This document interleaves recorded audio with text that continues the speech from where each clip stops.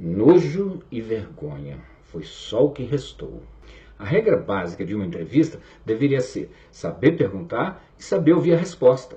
Se você já tem a resposta da pergunta, por que você vai perguntar? E foi isso que se viu no que chamaram ontem de a entrevista de Haddad ao Jornal Nacional. Na verdade, um tribunal de inquisição buscando a confissão de um condenado a priori. Eu não posso afirmar qual é, mas havia uma intenção oculta naquele espetáculo de grosserias e desrespeitos. Foi um bombardeio de denúncias e acusações com imensas perguntas, algumas que duravam quase 2 minutos, e as respostas sempre sendo interrompidas. No total foram 60 interrupções, 4 vezes mais do que a entrevista do Alckmin. Curiosamente, a única pergunta que não foi feita ao Haddad foi: candidato, quais são as suas propostas?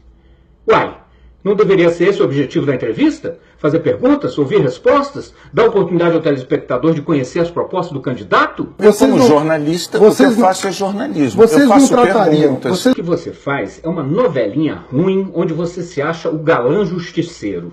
Jornalismo é uma atividade nobre, digna, de investigação, de busca da verdade. Por que o eleitor haveria de imaginar que o senhor virá a cumprir as promessas que faz como candidato à presidência da República? Pergunta errada. Onde é que te ensinaram a fazer essas perguntas? Na delegacia? A pergunta certa seria: candidato, o senhor deixou de cumprir algumas promessas? Pergunta. Por quê? Dá oportunidade ao cara de se explicar. Talvez a sua verdade pré-estabelecida não seja absoluta. Os analistas costumam até ter um nome para esse tipo de candidato, é candidato poste.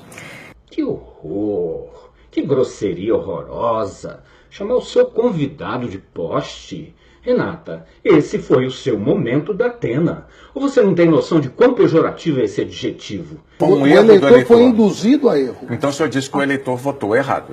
Ele votou errado. Ele votou com as informações que... Sim, o eleitor em 2016 foi induzido ao erro, porque essa parece sempre ser a maneira que a Globo trata a notícia. Ela constrói uma narrativa que sustenta a crença e os objetivos da empresa.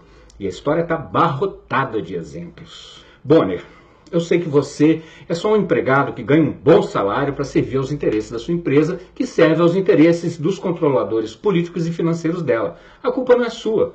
Mas enquanto jornalista, o que você está fazendo é prestar um péssimo serviço ao jornalismo e à democracia. Você é bonito, bem vestido, mas não tem a elegância, nem a postura de um grande âncora. Você não é um âncora, você é uma pedra amarrada numa corda. Quer fazer a coisa certa?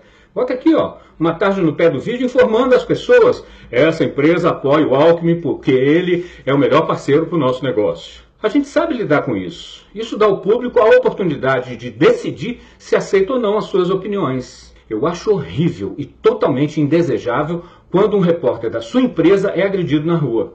Mas a agressão de vocês é tão dolorosa e covarde quanto aquela. Ambas não devem existir. Um abraço e boa noite.